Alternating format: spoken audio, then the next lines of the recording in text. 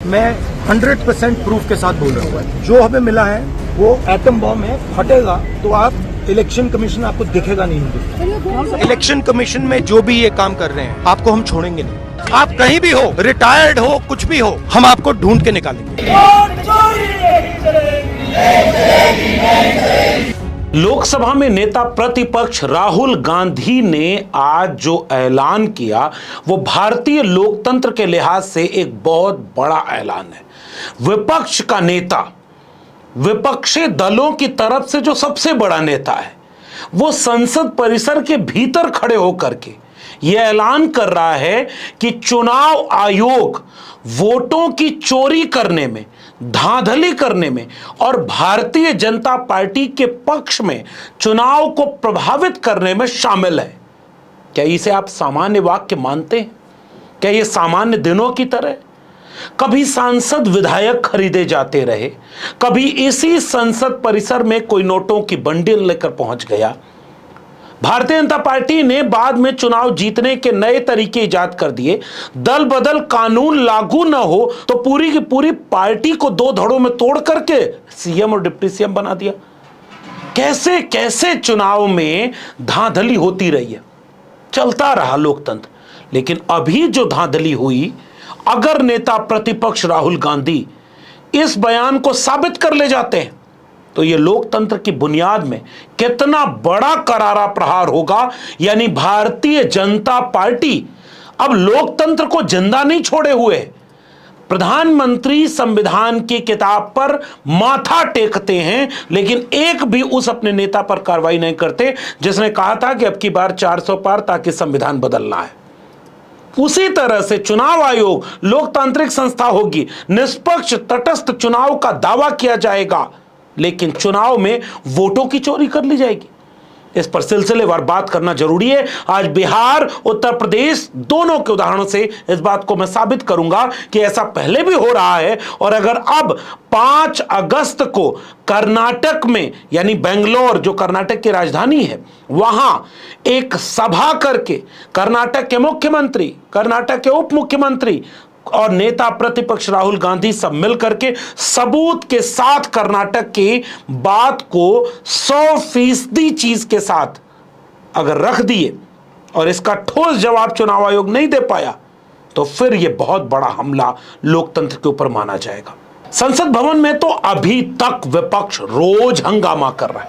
ये जो स्क्रीन पर आप फोटो और वीडियो देख रहे हैं ना, ये आज की है। और आज भी एसआईआर वापस लो, वोट की चोरी नहीं चलेगी और एसआईआर पर चर्चा कराओ, ये नारे आप सुनिए गौर से। एसआईआर पर चर्चा करो, वोट चोरी नहीं चलेगी। इन नारों को सुनने के बाद आपको समझ में आ रहा होगा कि आज भी सारे विपक्षी दल सरकार से कह रहे हैं कि जैसे तुमने पहलगाम पर, ऑपरेशन सिंदूर पर चर्चा कराई, ये तो लोकतंत्र में वोट की चोरी हो रही है, वोट लूटा जा रहा है। एसआईआर पर चर्चा जरूरी है, अभी तक चर्चा का कोई माहौल नहीं। और आज तो राज्यसभा में तो क्या क्या हंगामा हो गया, इस पर फिर कभी बात करेंगे कि लोकतंत्र में बोलने की जगह कितनी कम कर दी जा रही। मैं चाहता हूं कि राहुल गांधी के बयान को सबसे पहले आप पूरा सुने, उसके बाद हम इसका विश्लेषण करके अखिलेश यादव और तेजस्वी के उस चिंता से आपको रूबरू कराएंगे जो ऑलरेडी वोट की चोरी की प्रक्रिया में जा चुके थे। वोट चोरी हो रही है और अब हमारे पास ओपन एंड शट प्रूफ है कि इलेक्शन कमीशन वोट चोरी में इन्वॉल्व है। और मैं लाइटली नहीं बोल रहा हूँ, मैं 100% प्रूफ के साथ बोल रहा हूँ, ठीक है। और आप सबको पता लग जाएगा, जैसे ही हमने ये रिलीज किया पूरे देश को पता लग जाएगा कि इलेक्शन कमीशन वोटर चोरी करा रहा है। किसके लिए करा रहा है? किसके लिए करा रहा है? बीजेपी के लिए करा रहा है। ओपन एंड शट है, नो क्वेश्चन। हमें मध्य प्रदेश में सस्पिशन था, लोकसभा में सस्पिशन था, महाराष्ट्र में वो थोड़ा आगे गया, स्टेट लेवल पे हमें लगा कि यहाँ पे चोरी हुई है।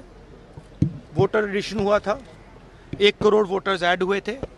फिर हम थोड़ा डिटेल में गए, हमने कहा देखो अब इलेक्शन कमीशन तो मदद नहीं कर रहा है, तो थोड़ी ग्रैन्युलैरिटी में जाना है, गहराई में जाना है।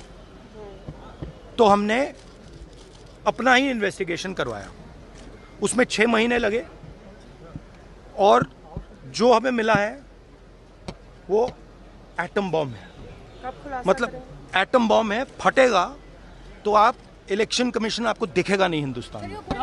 Thank you. आप सर रक्षाबंधन के बाद बिहार जाने वाले हैं। अच्छा, एक और बात जो सबसे जरूरी बात है, और मैं ये बड़ी सीरियसली बोल रहा हूं, जो भी ये काम कर रहे हैं, ठीक है, इलेक्शन कमीशन में जो भी ये काम कर रहे हैं, right from the top to the bottom, आप एक बात याद रखिए, आपको हम छोड़ेंगे नहीं। कुछ भी हो जाए हम छोड़ेंगे नहीं आपको, क्योंकि आप हिंदुस्तान के खिलाफ काम कर रहे हो। ये ट्रीजन है और कम, इससे कम नहीं है। तो आप याद रखिए, आप कहीं भी हो, रिटायर्ड हो, कुछ भी हो, ठीक है, हम आपको ढूंढ के निकालेंगे। राहुल गांधी ने इस बयान में क्या कहा? राहुल गांधी ने साफ कहा कि पहले भी वोट की चोरी हुई, और मिसाल के तौर पर आपको बता दें कि मध्य प्रदेश जहां बीजेपी बुरी तरह हार रही थी, वहां राहुल गांधी ने कहा कि जब बीजेपी जीत गई तो हमें शंका हुई। हरियाणा में दूसरी वजहों से यह दिक्कत हुई, लेकिन सबसे ज्यादा वोट की चोरी जिस जगह पे हुई उस राज्य का नाम है महाराष्ट्र। और महाराष्ट्र में जो हुआ, करोड़ वोटर 6 महीने में जोड़ दिए जाए, और वोटर जोड़ दिए जाएं, इतने लाख वोटर कितने महीने में? कौन वोट कटवा रहा था? सिलसिलेवार एक एक सबूत आपकी स्क्रीन पर आ रहे हैं ना। ये महाराष्ट्र के उस चुनाव पर हैं जिसमें 6 महीने पहले वोटर लिस्ट कुछ और थी, 6 महीने बाद कुछ और हो गई, और पूरा चुनाव परिणाम लोकसभा में बीजेपी के पक्ष में चला गया। उसके बाद दिल्ली का चुनाव आता है। दिल्ली के चुनाव में आम आदमी पार्टी बाकायदे एक एक सबूत देती रही कि भाई ये हमारी हर विधानसभा में वोटिंग काटे रहे, और वोट कटवाने के लिए जो अप्लाई कर रहे हैं वो सारे बीजेपी के कार्यकर्ता थे। एक एक कार्यकर्ता पर हजारों लोगों का वोट कटवा रहा था, चुनाव आयोग वोट काट रहा था, और उन सब के बाद जैसे अरविंद केजरीवाल की सीट पर चुनाव, जब अरविंद केजरीवाल हारते हैं तो उसका 4 गुना वोट वहां पर जोड़ दिया गया या काट दिया गया, जितने वोट से आ रहे वो। फिर भी आप चुनाव आयोग को निष्पक्ष कहेंगे? उसके बाद मैं थोड़ी सी चर्चा करना चाहता हूं उत्तर प्रदेश के। उत्तर प्रदेश में 2022 का चुनाव था। अखिलेश यादव ने उसके बाद किसी रैली में यह बात बोली कि चुनाव आयोग ने हमारे वोटरों का वोटर लिस्ट से नाम काट दिया, और उत्तर प्रदेश में तो मैं जिंदा हूं करके वोटर प्रदर्शन करने सड़क पर उतर गए। ये वही उत्तर प्रदेश है जिसमें पिस्टल तान करके पुलिस रोकती है वोट डालने से। ये वही उत्तर प्रदेश है जहां उपचुनाव में पूरा का पूरा लूट लिया गया चुनाव को।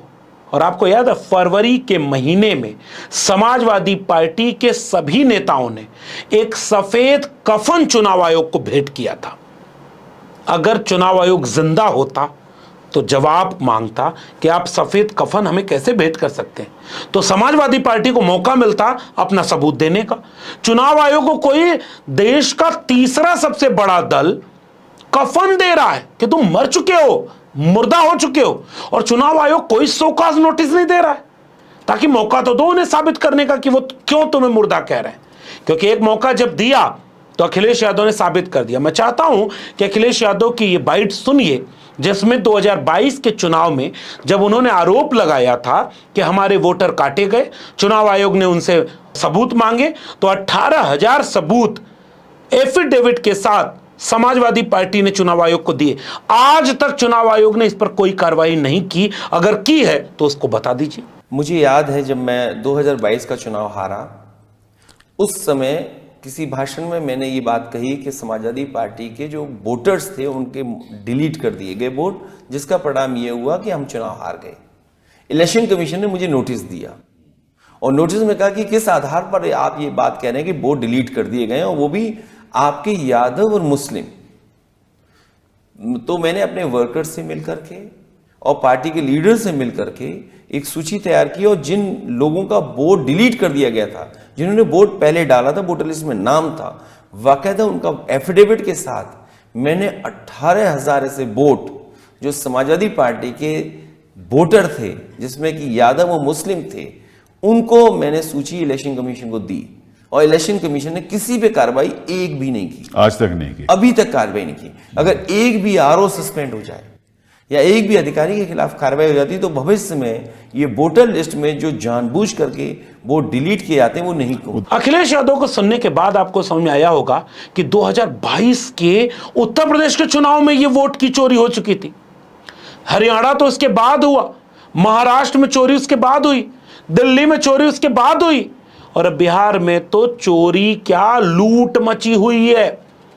बिहार आऊं उससे पहले मैं चाहता हूं कि उत्तर प्रदेश में अभी लोकसभा चुनाव जब हुआ, न्यूज लॉन्ड्री ने एक रिपोर्ट छापकर बताई कि फर्रुखाबाद लोकसभा सीट पर, एक उदाहरण लीजिए, और फर्रुखाबाद लोकसभा सीट पर 2700 वोटों के अंतर से एक मशहूर एशिया के सबसे तेज गति से कैंसर की सर्जरी करने वाले डॉक्टर, गरीब आए तो हॉस्पिटल में मुफ्त में इलाज करने वाले डॉक्टर नवल किशोर शाक्य समाजवादी पार्टी के टिकट पर फर्रुखाबाद से सांसद की प्रत्याशी थे, और सांसद के प्रत्याशी होने के नाते अपनी लोकप्रियता और अपनी तमाम चीजों से इतने भारी पड़ रहे थे, आखिरी में बत्ती गुल करके लाठी चार्ज करवा करके जीती हुई सीट फर्रुखाबाद की हरवा दी गई। बांसगांव में भी हरवाया गया, कई जगह हरवाया गया। फर्रुखाबाद का इलेक्शन है, इतनी लाठी चली वहां और इतना दबाव बनाया प्रशासन ने। सुनने में आ रहा है कि वहां के जो जिलाधिकारी हैं उनके पास दिल्ली से और लखनऊ से फोन गया और उसका परिणाम बदल दिया। चलिए, ये तो आपको लगेगा कि भाई हार जाते हो आप, तो ये कहते हो। न्यूज लॉन्ड्री की रिपोर्ट का ये हिस्सा देखिए जो साफ तौर पर कह रहा है कि फर्रुखाबाद में भाजपा मामूली अंतर से जीती और वोटर लिस्ट से नाम हटाने की बात हुई। 32,706 वोटर डिलीट कर दिए गए केवल 1923 बूथ में, जो अलीगंज, कायमगंज, अमृतपुर, फर्रुखाबाद और भोजपुर, इन 5 जगहों से जुड़े थे। न्यूज लॉन्ड्री की रिपोर्ट बताती है कि 2700 वोटों से ही केवल हार हुई समाजवादी पार्टी के प्रत्याशी की, जबकि इस क्षेत्र में चुनाव होने से कुछ महीने पहले ही 32,000 से ज्यादा मतदाताओं के नाम वोटर लिस्ट से हटा दिए गए। अलीगंज में सबसे ज्यादा काटे गए, और उसके बाद तमाम जगहों को मिला करके जहां मुस्लिम, यादव, शाक्य और जाटव मतदाताओं की संख्या ज्यादा थी, 37 बूथ पर बाकायदे ये काम हुआ। 395 बूथों में से 53 में नाम हटाने की दर असामान्य रूप से सबसे ज्यादा थी, और उनमें से 37 सपा के कोर वोटर थे, बीजेपी के खिलाफ वाले थे। ये फर्रुखाबाद की रिपोर्ट न्यूज लॉन्ड्री की ऑलरेडी आई हुई है। क्या चुनाव आयोग ने इस पर कोई सफाई दी? क्या चुनाव आयोग ने मिल्कीपुर विधानसभा पर कोई सफाई दी, जिसके बाद समाजवादी पार्टी ने सफेद कफन भेंट किया था? क्या चुनाव आयोग ने कुंदरकी में देखा नहीं कि वोटर को वोटर लिस्ट में नाम होने के बावजूद वोट डालने नहीं दे रहे? जहां मुसलमानों की आबादी थी, लाठी चार्ज कर करके पुलिस ने आधार कार्ड चेक करने के नाम पर वोट को लूटा। मैं सीधा पार्लियामेंट आ गया हूं। अगर मेरे पे कहीं सफेद कपड़ा मिल गया होता तो क्योंकि इलेक्शन कमीशन मर गया, मैं सफेद कपड़ा उन पर पहना देता। चलिए बिहार चलते हैं। और बिहार में 2020 के विधानसभा चुनाव में मात्र 12,000 वोटर का अंतर था सत्ता पक्ष और विपक्ष में। हम बार बार ये उदाहरण आपको दे चुके हैं, और अब SIR वहीं हो रहा है। रोज काला कपड़ा पहन करके बिहार विधानसभा से लेकर के बिहार की सड़कों पर सारे विपक्षी दल कह रहे हैं वोट को लूट रहे हो, बिहार कबूल नहीं करेगा। BLO घर नहीं पहुंचा, फिर भी 98% फॉर्म आ गए, 99% फॉर्म आ गए। और अब SIR के नाम पर चुनाव आयोग ने पहली घोषणा करते हुए कहा कि लगभग 65 लाख लोगों के नाम काट दिए गए।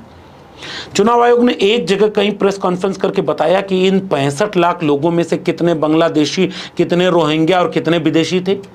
सूत्रों के मुताबिक टेलीविजन पर तो खबर चलवा दी कि ये जो विपक्ष विरोध कर रहा है ये तो विदेशी वोटरों को बचाने के लिए विरोध कर रहा है।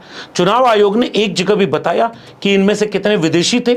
65 लाख वोटरों में से कितने वोटर ऐसे थे जो लोकसभा चुनाव के पहले या लोकसभा चुनाव के बाद जो रिवाइज लिस्ट आई उसमें से मरे हुए लोगों का नाम क्यों नहीं काटा था चुनाव आयोग ने? और अगर काट दिया था तो फिर कैसे काट रहे हो?